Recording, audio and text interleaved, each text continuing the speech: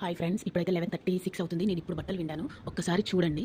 ఇదిగో అంటే ఈ టైంకి నేను పడుకుంటాను, బట్ నాకు నిద్ర పట్టలేదనమాట. అందుకే నేను ఇగో ఇప్పటిదాకా బట్టలు విండుకుంటూ ఉన్నాను. ఇప్పటిదాకా బట్టలు విండుకుంటూ ఉన్నాను. యాక్చువల్లీ నాకు నిద్ర పట్టలేదు, అందుకనేసి ఇక నేను రాగానే బట్టలు నానబెట్టేసి బట్టలు విండుకున్నాను. ఇప్పుడైనా నైటే అంట్లు క్లీన్ చేసుకుంటాను. ఇంకా అదేంటి గ్యాస్ స్టవ్ కూడా అన్ని క్లీన్ చేసుకుంటాను నైట్ టైంలోనే. ఎందుకంటే మార్నింగ్ మళ్ళీ నాకు లేట్ అవుతుంది కాబట్టి నేను నైటే అన్ని క్లీన్ చేసేసి పెట్టేసుకుంటాను. కొంచెం నాకు అనీజీ ఉంది కాబట్టి నేను కొన్ని పాలు వేడి చేసుకొని తాగుతాను. చూడండి, పాలు వేడి. ఇప్పుడు పాలయ్యేలోపు నేను ఒకటి మంచి విషయం చెప్పాలనుకుంటున్నాను. ఏంటంటే మెయిన్గా కన్న తల్లిదండ్రులను మంచిగా చూసుకోవాలి.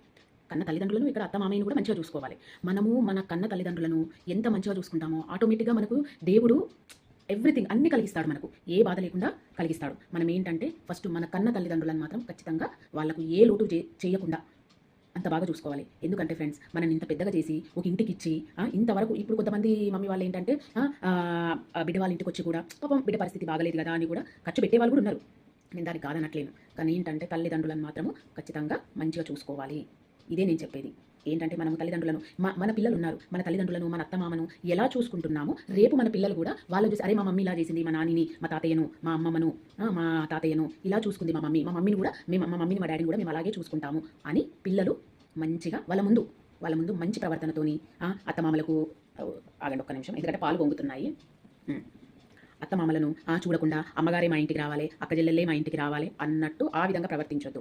అమ్మగారింటికి సరే నీ వాళ్ళు ఎంత అవసరమో హస్బెండ్ వాళ్ళ అక్క చెల్లెళ్ళు కూడా అంతే అవసరము. అదొకటి గుర్తుపెట్టుకో.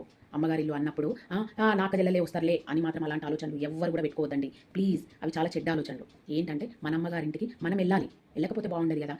మన కన్న తల్లి ఎంత బాధపడుతుంది చెప్పండి. కాబట్టి ఇక్కడ అత్తమామను అక్కడ మమ్మీ డాడీ వాళ్ళని కూడా చాలా బాగా చూసుకోవాలి. నా పాలు అయ్యాయి, చక్కెర వేస్తున్నాను.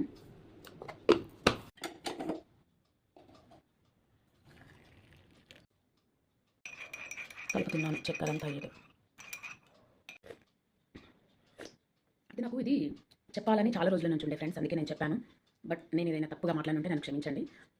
ఏంటంటే ఇప్పుడు మన సమాజంలో జరిగేది ఎందుకంటే మమ్మీ డాడీ వాళ్ళని చూసుకోకపోవడం. ఒక్కటి రేవంత్ అన్నకు ఒక్కటి చెప్పాలి. ఏంటంటే ఎవరైతే మమ్మీ డాడీ వాళ్ళని చూసుకోరో, ఎవరైతే అత్తమామ వాళ్ళని చూసుకోరో వాళ్ళకు అసలు ఆధార్ కార్డు తీసేయాలి, రేషన్ కార్డు అవన్నీ కార్డులు తీసేయాలి.